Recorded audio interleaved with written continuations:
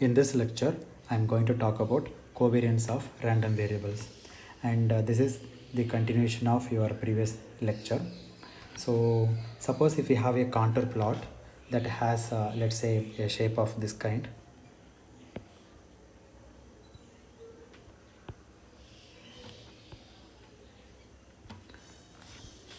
This indicates some kind of independence between your two random variables. Okay, so this contour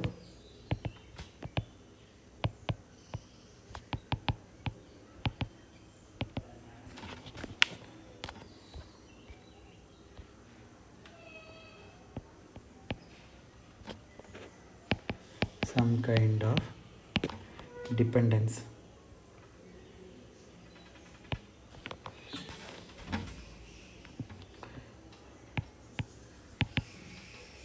between two random variables.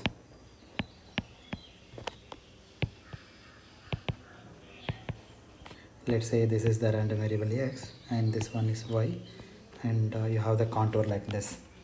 So now what I'm going to do, instead of a contour plot, let me throw in here a scatter diagram. So the diagram looks like this. So instead of the contour plot, let me put some points. So this is called a scatter diagram.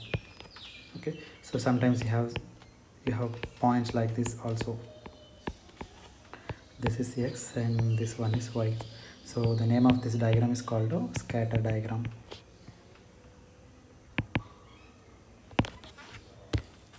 And what does the scatter diagram correspond to? Suppose you have a discrete distribution, let's say probability mass function, where x and y are discrete random variables.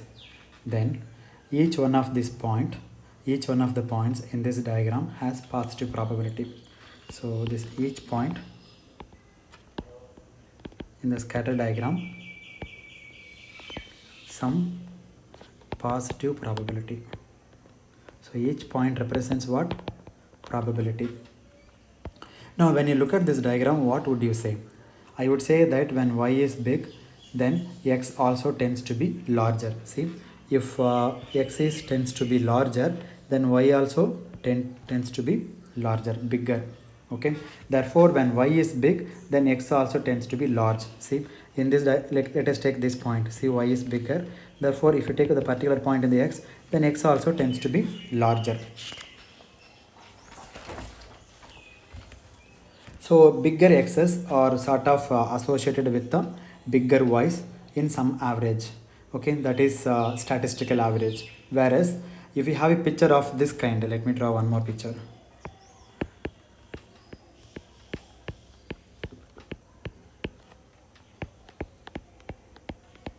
So this is another scatter diagram.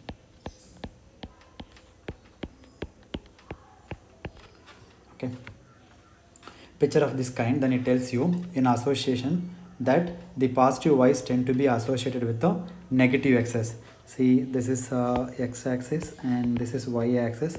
Positive y is associated with the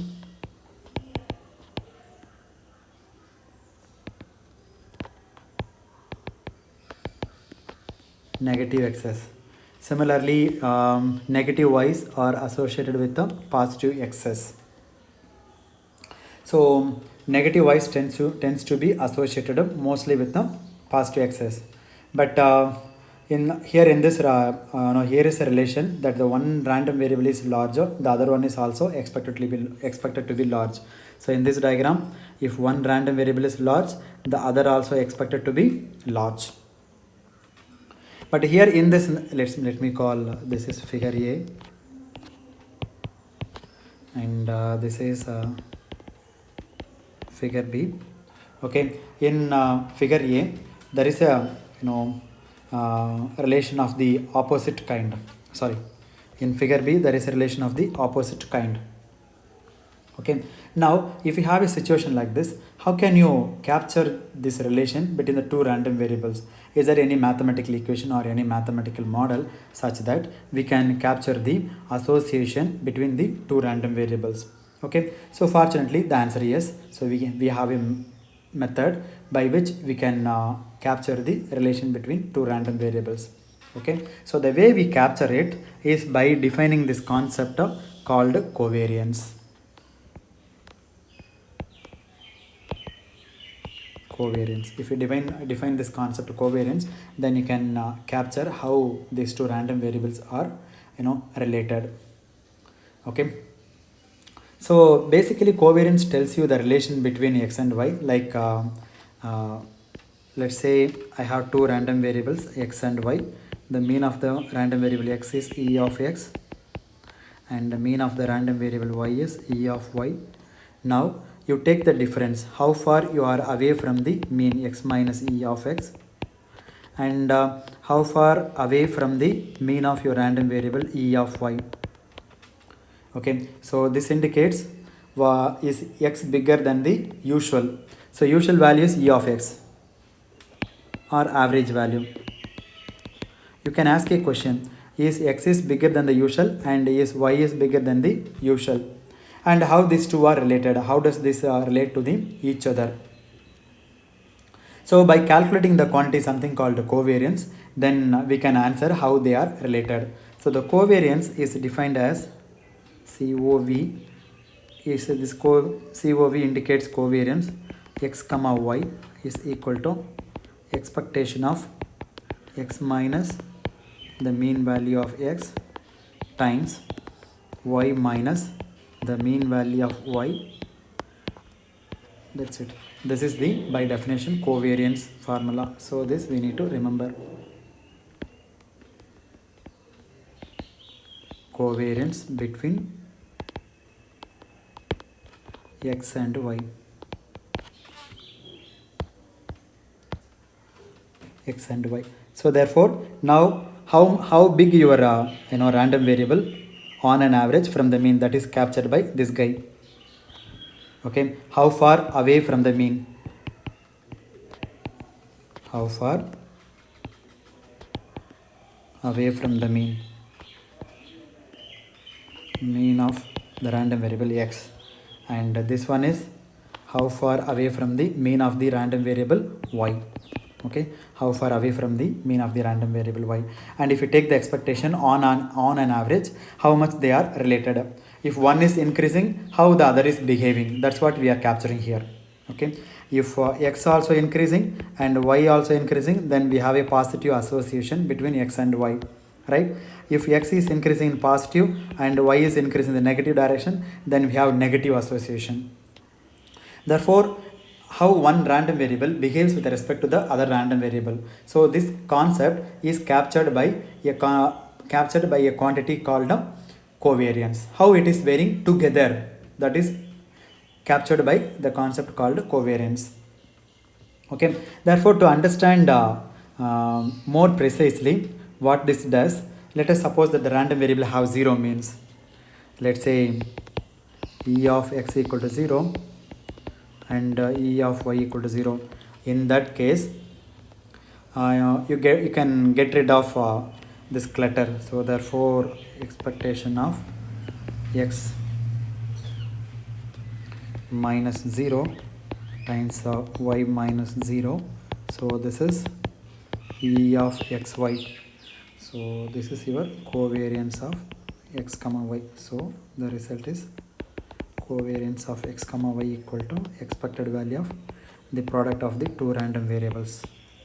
So this case is valid only if e of x, mean of the random variable x, equal to 0 and mean of the random variable y also 0. So this is a systematic way we can capture the relation between the random variable x and y. Okay, so therefore having a big x with having a big y, that means it is a positive relation between the x and y. If y is big and x is small, then you have negative relation. Okay, now what we understand from this, what is the observation from this?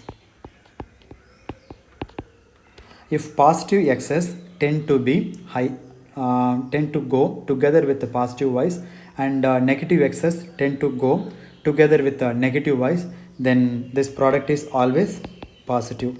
Suppose if you take the diagram like this, see, and this is positive x and positive y. Then if the clutter goes like this in this direction, again in the negative direction also. See, if you move in this direction, you are moving negative x, and here again y also increase in the negative direction. That means what? If positive x's tend to go together with the positive y's, or if negative y's tend to go together with the negative y's, then this product is always positive. Covariance is always positive. Therefore, for this diagram, for this diagram or this case, covariance of x and y is a positive quantity, always positive. So therefore the covariance will end up being positive. In particular, if you sit down with a scatter diagram and you do the calculations, you will find that the covariance of x and y in this diagram would be positive. Therefore I can write covariance of x comma y is greater than or equal to 0. I cannot say greater than or equal to 0, greater than 0. It's positive. Because here most of the time x times y is positive. You take any point, there are many points. Most of the time x times y and you take the expectation, then this is going to be positive. Even though x is negative and y is negative, minus into minus it's plus. You take the points from here or the points from here, most of the time it is going to be positive. See, there are fewer terms here. Let me plot the points here. There are fewer terms in the also, but it is very less in number. So there is going to be a few negative terms. These are negative terms. When y is positive, x is negative. And here this one is x is positive but y is negative. And here x is negative and y is positive. But still you have some negative terms. These are all called negative terms. Even though if you have some still negative terms, but majority of the terms are positive. Therefore, we can consider there is a positive relation. Okay, so these negative terms are fewer in numbers, very less in numbers than the positive ones. Therefore, you can neglect those negative terms. So this is a case of positive covariance. Positive covariance. Therefore, the positive covariance indicates a positive relation between the two random variables. When one is big, the other also tends to be big. Now let me take the second case. In that second case, you have the situation like this. When y is positive, then x is negative. So it's a opposite situation of the previous one. Here most of the action happens in the second quadrant and in the fourth quadrant. In the first and third quadrant, no action happens. So which means that what? In second quadrant and fourth quadrant, x times y is always negative. Most of the time it is going to be negative. Okay. And here if you multiply x and y, it is going to be negative. And here also x and y equal to negative in the second quadrant and fourth quadrant. But still you have some terms in the first quadrant and third quadrant, but they are fewer terms, very less. This is F, E, W, E or fewer terms. Therefore, the negative terms dominate than the positive terms. So in this case, the covariance of x comma y is negative, less than 0. So positive covariance indicates a sort of systematic relation, that there is a positive association between the two random variables. So whenever you have positive covariance, then you can say there is a positive association between the two random variables. Okay, that means if one random variable tends to big, then the other random variable also tends to be large. On the other hand, when I say negative covariance, it's a sort of like the opposite. When one tends to be large, then the other tends to go to small. So that is negative covariance. Now that's all about your covariance. Then there are some few remarks that we'll see. Now one can ask what else is there to say about covariance. So one observation to make is the following. Now what is the covariance of x with x itself? Suppose I want to find out the covariance of x with x itself.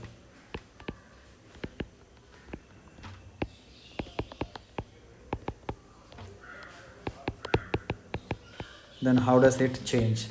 So it's just simply apply the formula covariance of x comma x equal to what? So by simply formula x comma x, which is equal to expected value of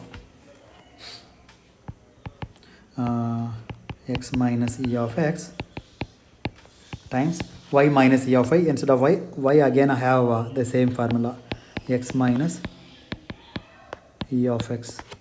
So this is going to be expected value of x minus e of x the whole square. So by definition this is going to be variance of x. So the covariance of x with x itself is going to be variance of x. Okay, and that is just by the definition of the variance of the random variable. Okay, this is the one fact one has to keep in mind. Now we had a shortcut formula for calculating variances. See, in this way also you can calculate variance, or you can calculate a variance of x equal to either you can calculate e of x minus e of x the whole square. This is one formula, or there is one more shortcut formula. What is the shortcut formula? E of x square minus e of x the whole square. So this is the shortcut formula.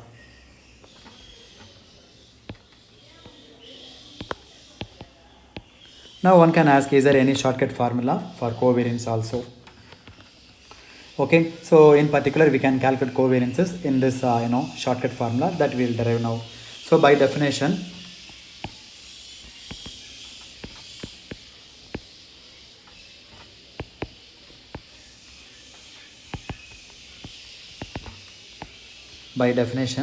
the covariance of x and y, covariance between x and y is given by expected value of x minus e of x times y minus e of y.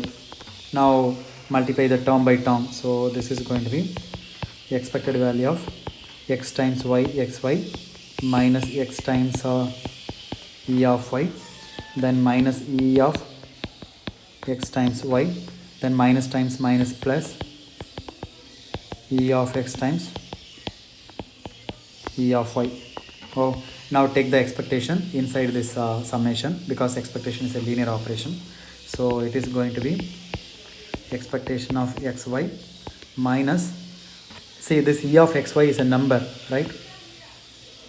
It is a number, and this also a number, and this also a number, and this also a number, right? Therefore e of y times e of x minus e of x times e of y, and this whole thing is a number, I can write straight away e of x times e of y, and one term will get cancelled with the other term, this term. Therefore e of xy minus e of x times e of y. So this is the covariance between x and y. This is a shortcut formula for covariance. So please remember this formula, shortcut formula. So whenever you want to find the covariance, then you can use this formula. Okay, and one more comment, that finally covariances are very useful when we want to calculate the variance of sum of random variables. So there are so much background noise, please somehow manage. Nearby my house now there are thousands of bats, so all bats are making noise now. Covariance is very much useful to find the covariance of the sum of random, to calculate the variance of the sum of random variables.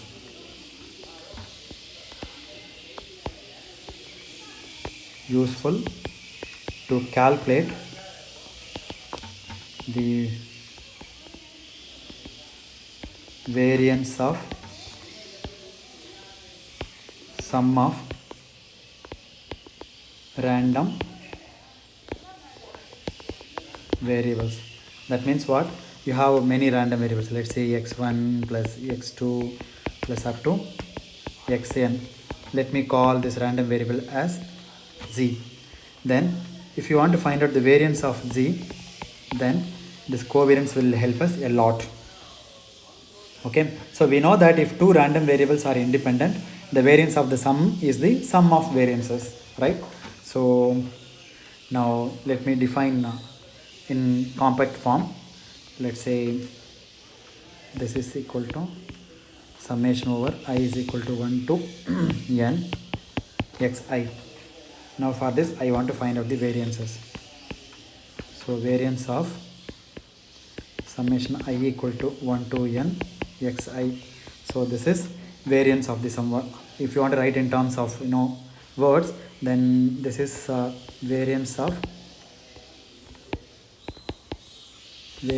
the sum. Now this is equal to sum of the variances. Summation I equal to 1 to n variance of xi. Okay, so therefore this formula is valid only when the random variables are independent. Okay, so therefore if x1 up to xn are independent,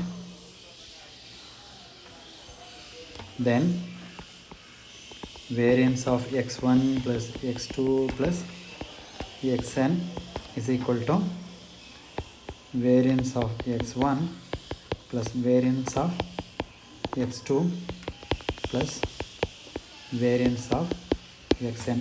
Now this formula is not valid if the random variables are dependent. Okay, so when the random variables are dependent, then this formula is no longer valid. Okay, no longer true.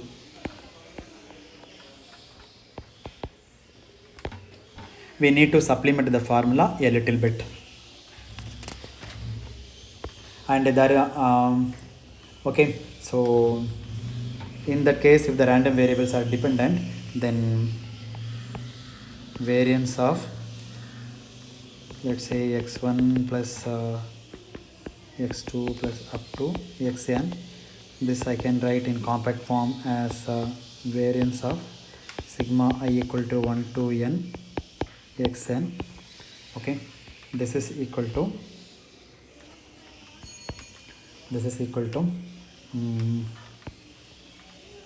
I'm sorry, let me write down clearly here.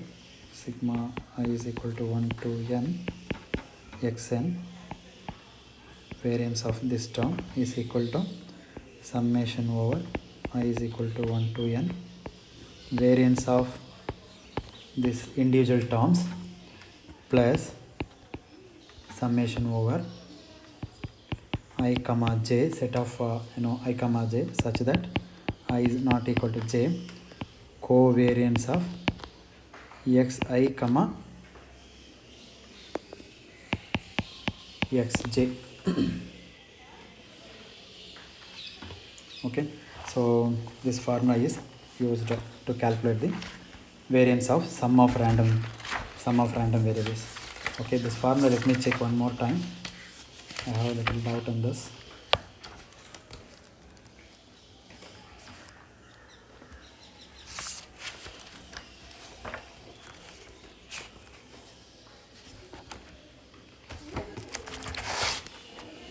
I think this is correct. Let me check.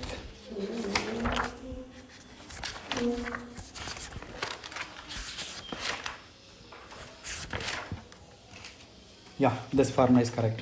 Okay, so this is a formula to calculate the sum of to calculate the variance of sum of random variables. So the proof is straightforward. Anyway, that proof I will discuss in the next lecture. Okay, so at this point let me stop the recording. Okay, stop this lecture. So I have discussed the covariance between two random variables x and y. So basically covariance will tell us what is the relation between the two random variables. Okay, how the two random variables are associated.